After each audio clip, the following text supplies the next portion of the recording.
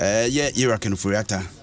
An essential motion and then omo behwe na parliament determine. But aside Ken Oforiatta, currently minister say why now for say was nkaba na ya pakiom.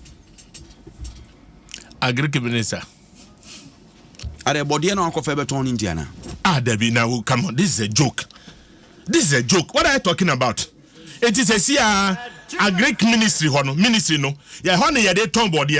Next week me here ko bi on fa bi mra ho meba beto. Next week me here ko bi on fa. You know what? Listen. What you are telling me ne say tie. At the farmlands no, my country say I'm a farmer. Sure. At the farmlands no, every crop produce no cheap. Until you the besi Ankrah na no boarding. There's only one thing a man yama boy heading. The transport. Air transport. It is a minister no ekoto body no Ankrah no de buy ya. Oba no the car na buy you. Sabi one function no de buy. Enti has it factored the cost of that transport? I would say the phone be pem faso boom. No the me say na maka wo ha. I will not condone. Say omo eto emu e dey anwa say send or 1,000 why na krono. But in generality, see how the for central region, for western region, for Buno and for region. Aduane na bu. What you say? Near your problem man say to me ye re na yes body ahomache 4. Efi techiman. And I say a go so near the back crown up 8. Body no bo befu. Until you have to put in place structures bema adiano akototi. And yes, I walk across his body and other begu ministry. Can you obit your dental or foka if you are dental about top body or ministry? Obi for Kasua, about top body or ministry. What do you say? Sikana this goo a tofu a coffee body and a ban and your Mexica.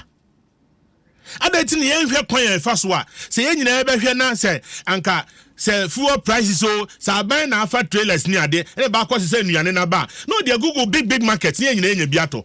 Now, walk of our body a good ministry say, oh, Toma. Maybe I mean, I don't see it. Yenya dear, Brofocus and your friend sustainable. Adena or yeno, or be ya consider bay. Body and quan, I said, ye diana. Body and quan. Nani open coke out as well, Obenyabi. Sabi obiani eto de bia ada ani adia okondo. Me pe burato akoma memwa. Onfa buromra ne enkotobi. Let's be serious. Ni enya ebeboa hwe mo de fantastic idea by planting for food and jobs. It's good. Right? Now until say me call, I'm not here to advertise for anybody. Me call agreement, me call to 6. And then you auto ade na ka che me say ade ne awoto ade just all the ID card but am say now so dey ba say me to 6 ID card. E ho na Otchere me say we I aban a subsidizing. Enti say all the ID card ba ebo no ye bete so. Enti see say o say nka bitua te say 800 Ghana no. Bitua about 350. What you say aban ate so pa. Until that day no na minim. Enti Ministry of Agric no obo ni PRO. Inti when nipa henenim ya the anwa can planting for food and job. He na me kwa me hwe seed ni bia menya biato. And at what price?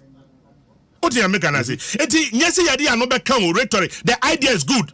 Whoever brought the idea, I support it 100%. Name let's go beyond the rhetoric. By saying say oh planting for food and jobs. Hwe enye planting for food and jobs na ma body aba. Enye no body e dua e body dida. Na ye bedua bedua koko no hwan subsidized fertilizer na seedlings ni ade na abande ba no en na beboa am ye improve na say ye my Ghana ye ti hai ye tumi kra enwo e de ba Ghana enye ni wu ye kra je na de ba Ghana. Come on, are we serious? Here be ye kra je from the desert emobo enti me say let's put in place proper structures. Na say aban disika ko she bibi ma when na di na ni di akire say ade we ye man pofoje 3 microphones on fan ko interview okoye ne mienu no de ko anase ba ko ne ko when na di na ni di akire supervision monitoring. That's our problem. Monitoring. It is a one to me anfa we na me hwe say anka every district wa agric office see ne de ko go all agric offices in the various districts na aban farmers no we here bia ko hona ko tobi. Since I wa Ankrah nipa hin enim bebi ade no wo so eti misre yes say ye chechire o man ne dia let's eschew laziness. Let's work hard, let's be honest and make sure say we reduce imports and increase exports. Until that time now, tianas dollar ne cost road, tianye dollar na e cost road, BBL. It's only about nipa 4 and a what them ha. Nipa 4 no be as up $5,000. I want na $5,000. Now, a sense say nipa 4 no be a penty was any mean 25, me $7,000. Instead of say metua ubetua 5,000 or say okay obi epe nti me meton 7,000 and the demand for it. And he said if we decide to grow what we eat and eat what we grow, say ye to me reduce import of eggs, chicken and rice e be reduce dollar na ye nyamutre hwe Ghana ha papa bi na oye deputy minister of agriculture e wo Ghana ha o ye see sebi ye nhyɛ da hia no ɛna Nigeria fo be fa ne de na kɔtena Nigeria na ono Nigeria say nipa bebrebe wo Nigeria nyina no on kramo obremi nkramo o kramo so a duty ade be ma no ntumi ndua na nipa na ono ye Ghana ni wakɔboa ma Nigeria fo edua mo ma emo shortoi over the period na papa no call Ghana ni o wakɔtena ho ma emo shortoi na say the same plan or the my yansum anu na me bad na me say Ghana ni atumi ama Nigeria mudua akoso a nti so no kompo de onko. There are several such guys in Ghana. Let's begin to identify talents. Nipan kwetu ni omo market. These guys are good. Let's identify them. Let's use them. Ministry, there are people, the technical people. Call animal research. How do we galvanize the resources to solve our problems? Governance is all about galvanizing resources to solve societal problems. Enti uko biye problems of ECOWAS 1992. Uko biye 2000. Uko biye ena no paya. They are still the same problems. ECOWAS is one useless organization. I know ECOWAS is so fast one is African Union so fast one is issue about a $1 no efaso HCD na akwakwa bibi ho the demand for foreign products, your taste for foreign products no get on no e ya dey you identify some problem with 1992 na ho enti den ye nsua de ana se den sa politicians ye wo sisi ya power kuta omu o mate no position identify some problems we nyina I be crowd proof nothing new. There's nothing new. But the moment I the power no be say ni panensa no mo ya de fofo eno tini me ball me nsem man na Akufuado say one district one factory me say nana asuma wa kan de ya me hira ne wasefo nyina nana enya wonwa say central region edua pineapple edua nka ma ne pro abuno ena hafo ye dua watermelon ko adan ko he watermelon e pro now district no way and a factory no way and then yen see factory na yen process na Ghana ha hwe how many fruit juice aye kraba o man mu yen pese bo brands bi what you say hwe dodo aye kraba bi say ebi okwa wonti ni din da and then it is conscious effort obewura 100 shops emu mako 9 say bro nyan obeton tadia ma you plan for it about 2-3 months ago it is say ya dwen say ye pese enya ne ye be ma ye ho atoya let's make a conscious effort say ye be ye bibia e be me ye nyam faso kosua ba ko 2 cedis 3 cedis enya ne oye pot na nitrimo di o wheat brand na 32 cedis ye say 68 cedis wheat brand first ne tugu enti wo koto wheat brand no one bag nya no nko an ye de mamwa no obeto veterinary ba be hwom wo kan nyina boma wo be den wato kosua 2 cedis wo be boka enti me say yentenase ye say oh Ghana pe your disability council obehena chairman no oje disabled burden wa fili how will he understand ye was schools wa Ghana how be a PTA chairman baby onu ye chairman no ono ne money school ho enti some na kan on tears here he doesn't feel it oh yentum ni atum PTA Macau studio hada 6 years ago parent teacher association parent teacher enti pino a parent you pay tini a teacher you take ye tua na omaje adana teachers in tua associations can be parent teacher association na parent ni tua near their school no na teacher for them tua bi na wo ba ntua association one tua ye say ye ma ba ntura exams hwe ye yare Until such a time, ye benya adwin sachira, ni ya kano kra kire ye ho, ya ye adwumaden no, let's forget it. Yeah, some. Let's forget it because me de me hu ne nyame fama ye. The most expensive wood e Ghana ha. Diamond meboa ye ni bi wa ha. Ye say 2 gold enfia hin ni. Bauxite ye 2 bekwai. Ye say oh na Russia ntokwasi ho nti ye nya aluminium fama Ghana. Hwe bauxite deposit e wo nyina hini. Ene sehwi awaso. Ye 2 year over 50 years. Ne ye wo ho ne ye betua to the next 100 years. Ene kosi sen. Egosi say ukwa akwatia then na chese ye 2 minerals wo ho ukwa oboase nya na say ye town rose ya then na chese ye 2 gold wo ho hwe bompie so takwa in this environs hwe dunkwa kwan baby e kofa koko ni bode e ba me yenya bidi hwe kwan no oti ase enti yen hisa ye niema. Let's change the way we do our things because if you do the same thing all the time you get the same results. Enti na me kan say ECOWAS hwe look at the irony of it. Who ECOWAS? What the woman I say Obie we 2 tenure and no also would so. Our neighbors, Watara, Papa Paimu and Tessel. What the 2 times levy SSL Konomas constitution will be the 3rd tenure. ECOWAS, me say some fast one say. Ye any dim and this sign. Constitution, and not so 3rd term. Ya any say, Miniwa or Managu. And yes, yes, any papa could trim. Some. Eti Muma ye nyai kan, muma ye mre kan. Esan say president and our dear 2 years so say we should be what? Citizens. Citizens. Ye nyina ye nya adwuma. Otchere ni esese okwokyera de 3 hours. Na okwo na kyere 1 hour na san kwa sika ye de be ma no be gi o. Enso enso. You don't deserve it. You don't earn your salary. Go and work. Adentina public schools edu Friday ye sports the whole day. Public schools, especially in Grasino. Check it. Now, obi ko a weekend or Thursday. No about Monday anopa na Monday we are. So we maka ho a won yesa. We maka ho a won yesa. That is about a teacher. Me a teacher ni and I'm proud one of course. What you say? Nia ye say ye ma public schools ni ye ti the teacher for pi o ma private schools no. Send ya Ghana mpaninfo nhwe my hospitals in ye no ne ho kire na obekọ Brochire hospital. This is our mentality. This is our mentality. It is a driver ni yes ya to transport 19%. No I said that say oh nyansesa no ankasa on his own watum 25%.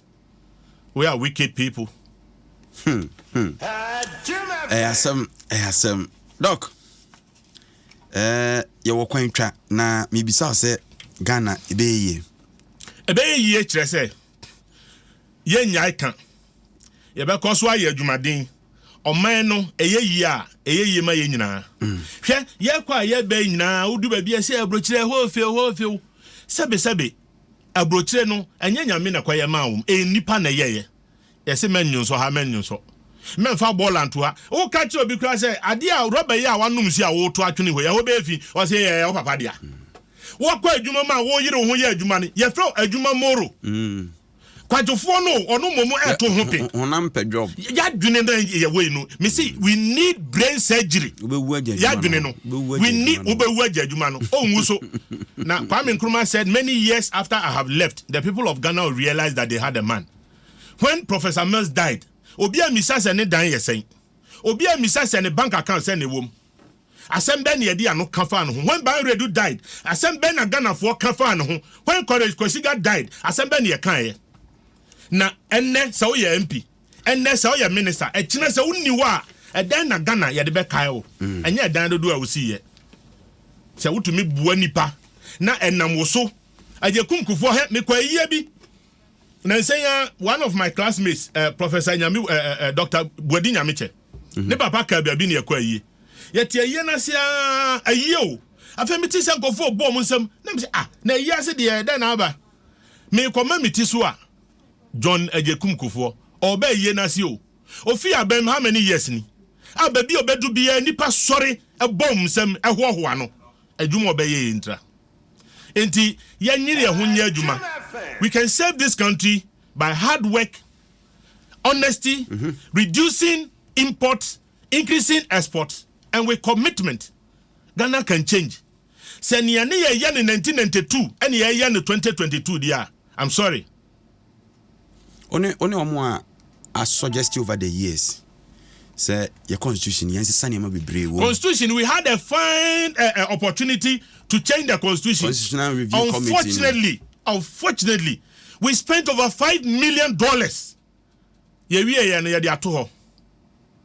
We reviewed Ghana's constitution, but the entire implemented. A sense say, Obi say, Adia ye jai pass and anase be jina hanoi or we ya or ne what to me about control panda in your own premiums. What you say? I'm too many influence. I'm too many influence. A president of Ghana appointed over 4,000 people. Obi more than half of the people are president appointed only Onimomo recommendations. Into Yentity so Public Services Commission. Mimi Nyanke be frepa a whole committee near intervene for be IGP. So that you know I end the position. And yes, I said Kokutu be the demand.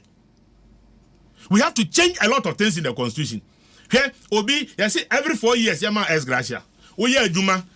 Now I buy I see a mouse car high down, I have no problem. I was a buy mouse car no be MP. I was a body or driving saloon car. Or to me Jumano. Yan cannot crunch there. I buy so better V8 I have no problem. Name mom Obi a MP for 24 years. Every 4 years, Yama S Gracia. Other than the young can say Ada who is it parliament near Mount Bibina the coffee.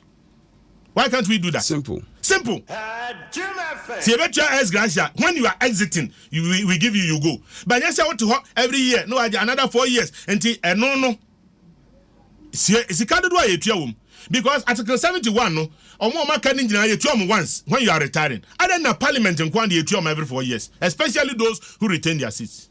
Let's look at it. You will quite me say, Yankanokre. Parliament and Kotra Kase, what approve budget. Into young Franco, budget now approve yan. What do I need DHD?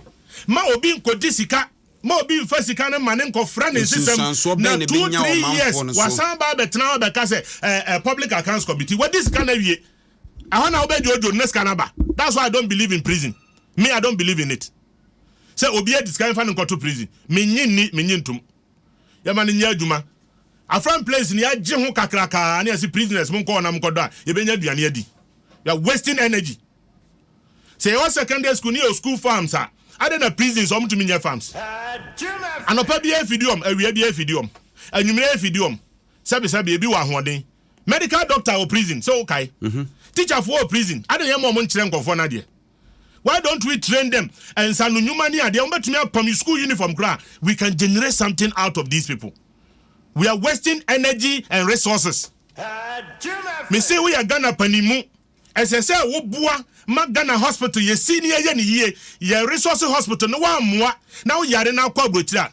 Nyamin fanchao. Here, the last one. Kolebu. If I have a friend, a medical doctor or hospital, I will tantra here. Are you? Or no hospital ketuano, and what's the kind of the bills or the workers BBR because or your expansion.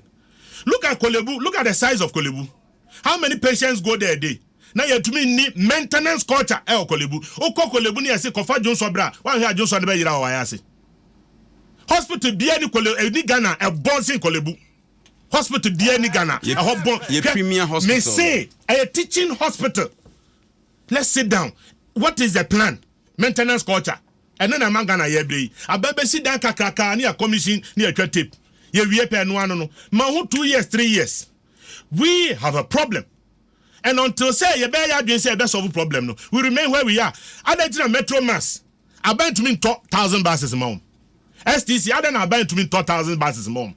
And no me and no you better you for say be an born war from. You too can me metro mass omutum. STC omutum. And why don't we resource what will make the ordinary people also ease their burden? Let's have targets. Doc. Ana pay me dance. Oda masi. Me da wase. Ena masi. You know now so boy juma mo yire mo ho.